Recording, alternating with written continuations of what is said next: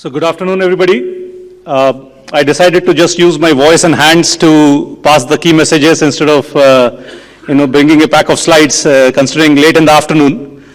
So first of all, my name is Vinay Malhotra. I graduated as a mechanical engineer from IIT Bombay in 1996, and I'm still in my first job, the job I took from the campus.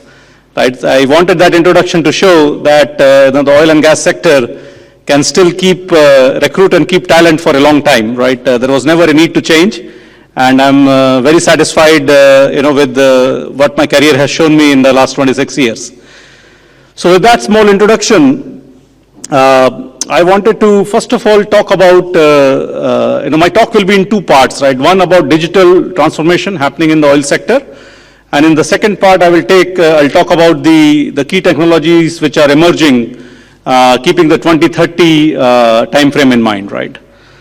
So starting with the digital piece first, I would also, while I'm a proud employee of oil and gas sector for so many years, I would also go out on a limb and say that the oil and gas sector has not kept pace with digital transformation as many other industries have done in the similar time frame if you look at the last 20-25 years.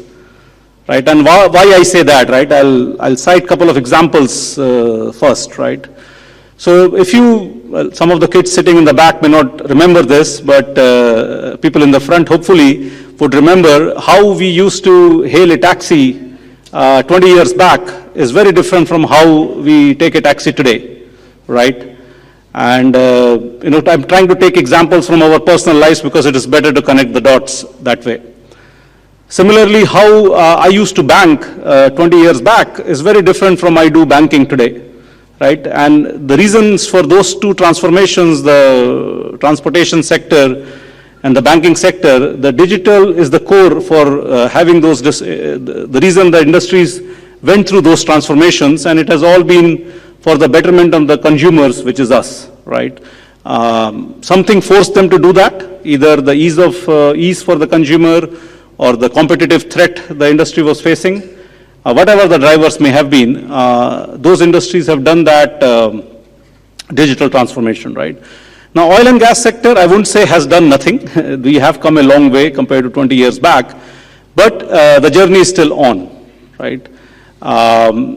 We were probably not pushed hard enough as a sector, as an industry, till about 2014.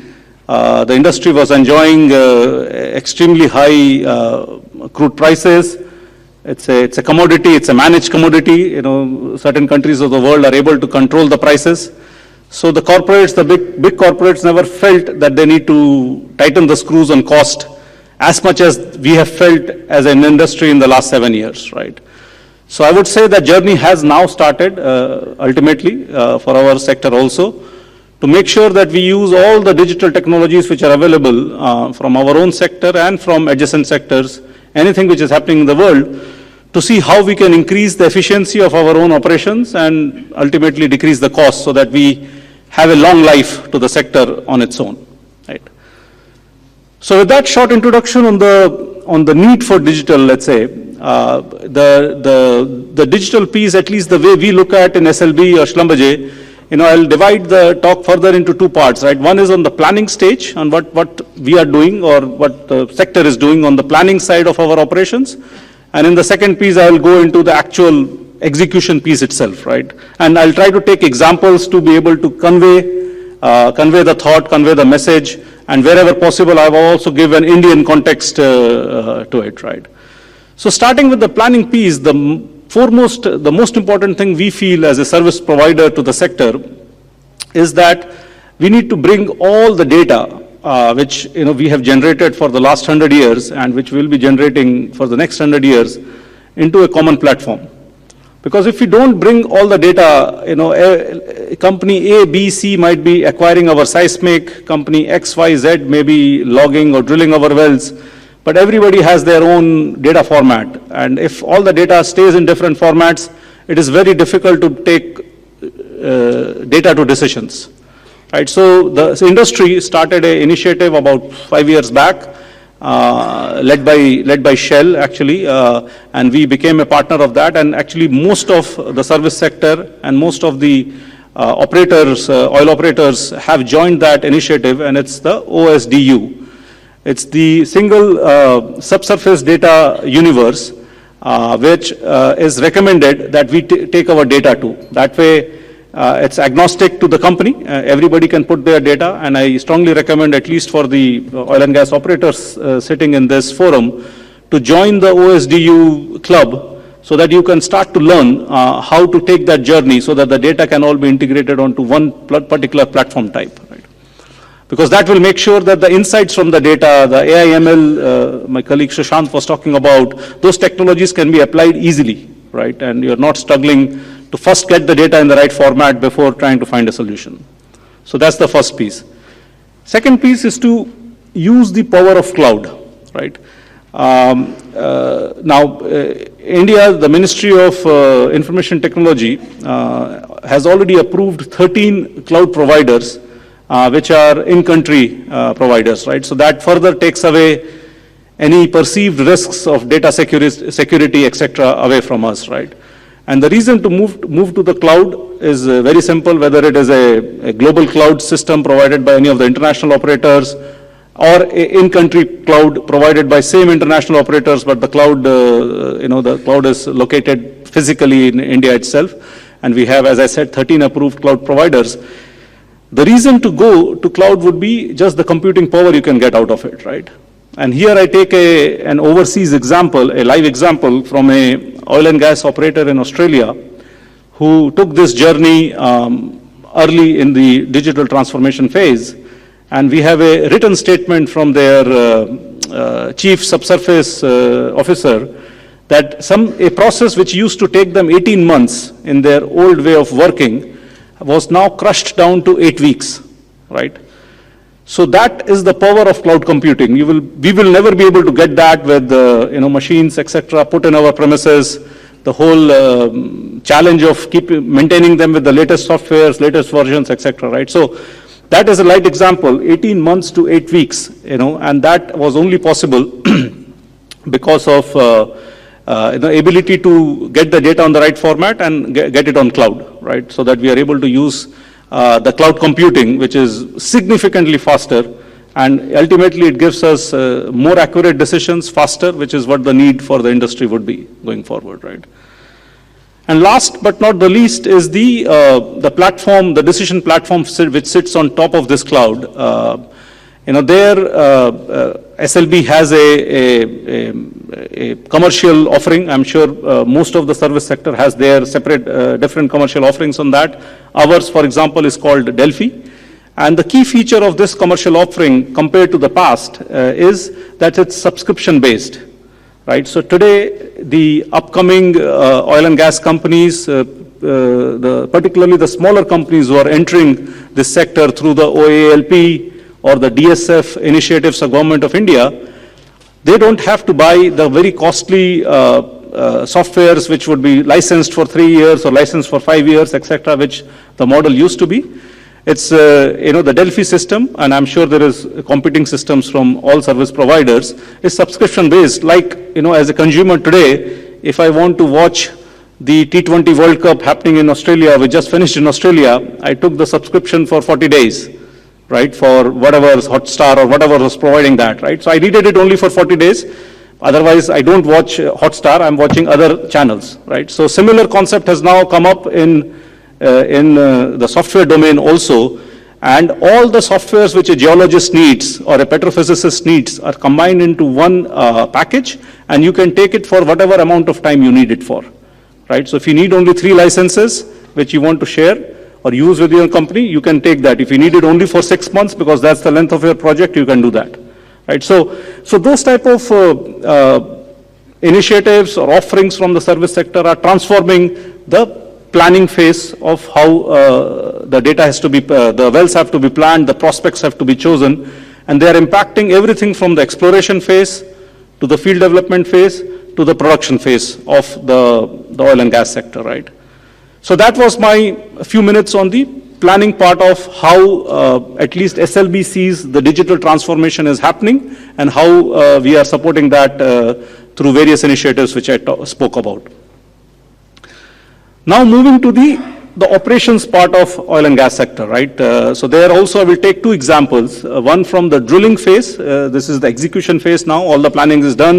You have chosen your surface locations, subsurface locations, and now you're ready to drill the well, or you're already in the production phase of a field, right?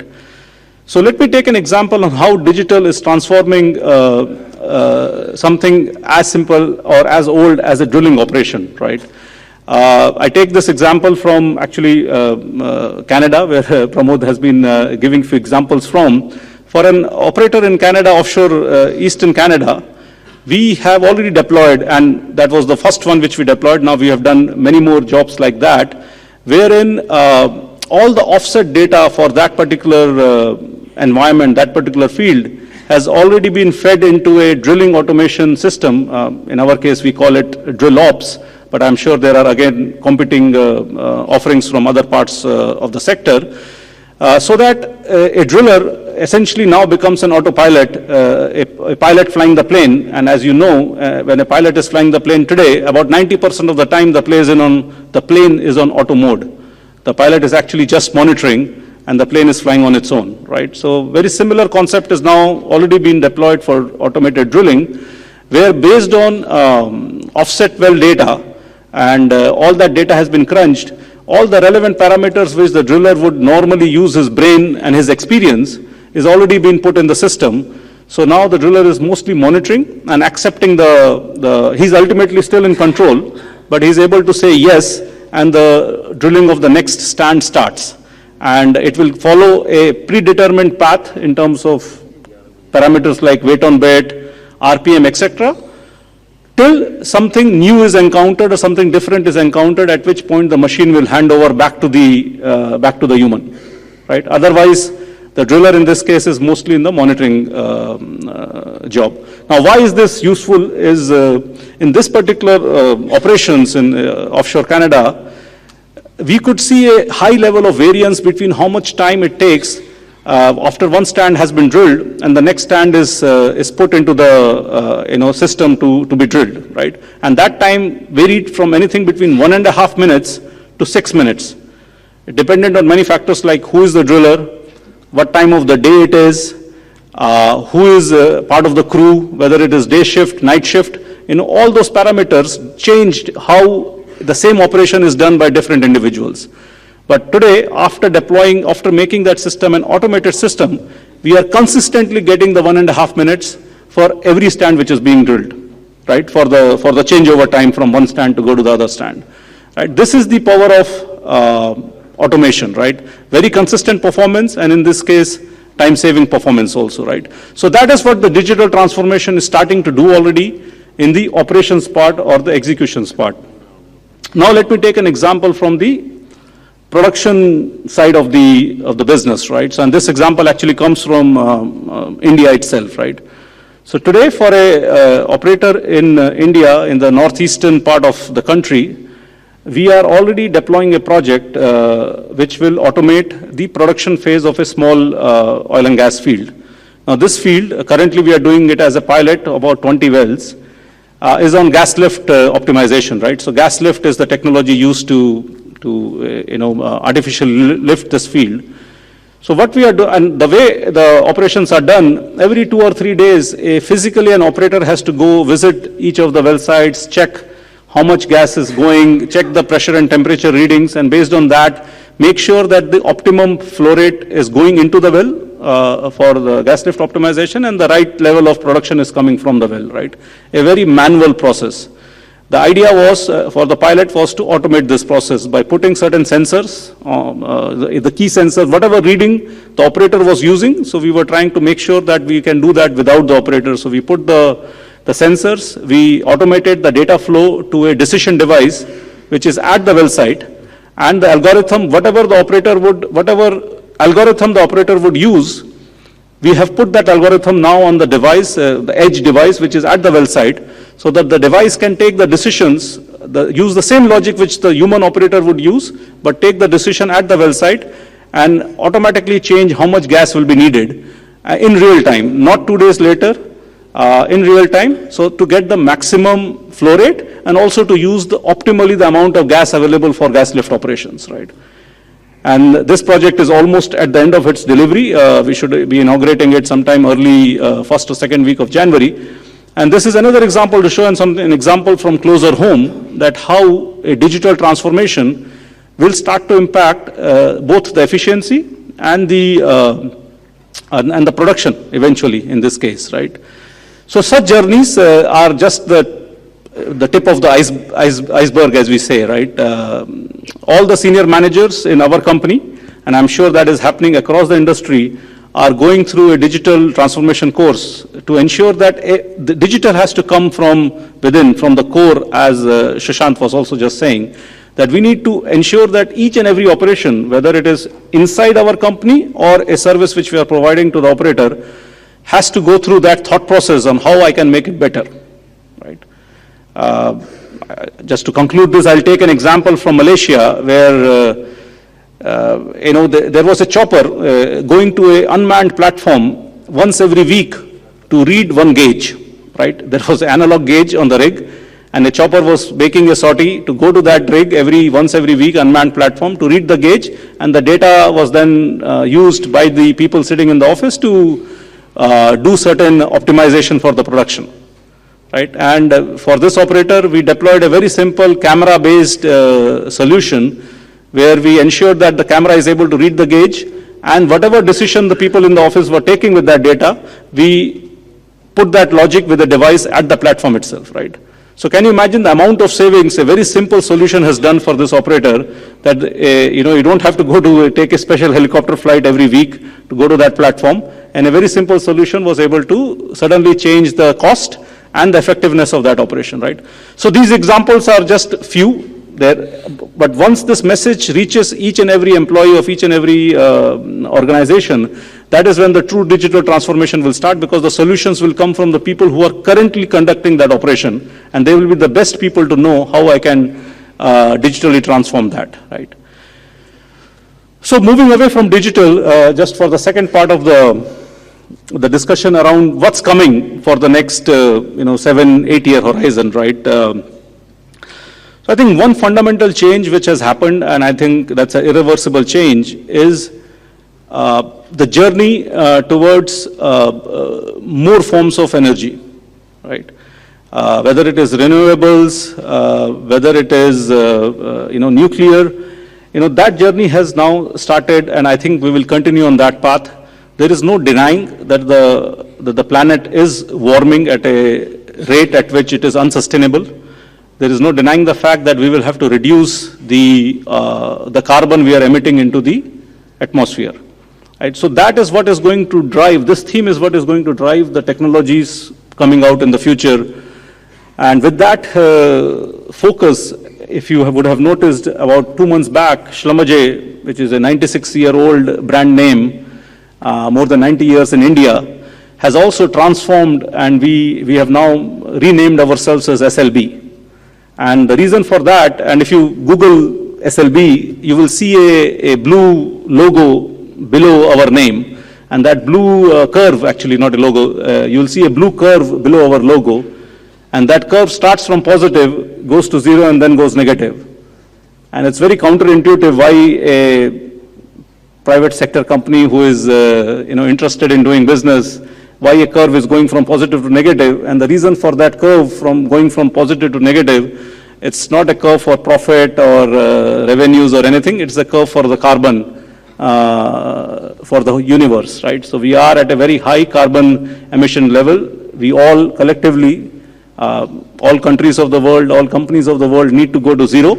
And that will also not be sufficient. We will have to start we'll have to start pulling carbon back from our atmosphere through carbon capture technologies eventually, to make sure that we hand a more sustainable planet to our kids and our grandkids, right? So that's the short story behind the new change of name for the company and the logo, the new logo.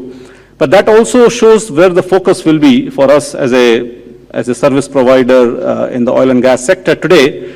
We will also transform ourselves as a service provider for the larger energy sector in the future. Digital will play a very important role, and also our focus on renewable energies, right? So we have opened up new parts of the company, new verticals in the company, which have started to focus on the hydrogen, which will be the fuel of the future. We have started to focus on decarbonization.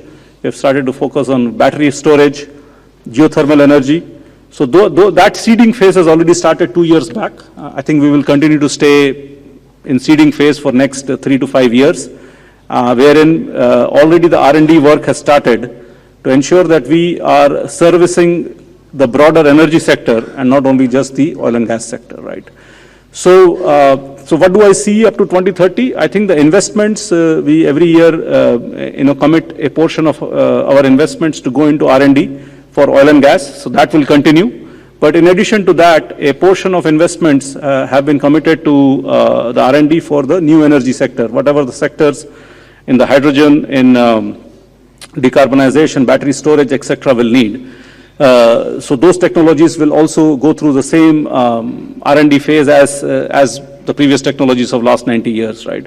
So that is the one big change which I see coming up in the next 7 years. The focus on digital will continue. More solutions will be invested upon by service providers like us. And last but not the least, I think oil and gas itself will need to be more efficient. The cost focus will increase. So those technologies, whichever can bring efficiency to the exploration phase of oil and gas, to the production phase of oil and gas, which has been the bread and butter of companies like us, that focus will continue. But the big change, if I was to summarize it in one sentence in the next 7 years, will be the focus on the broader energy sector in addition to oil and gas. So that brings my speech to an end. I'll be more than happy to take questions when we get into the question answer phase. Thank you very much for your attention.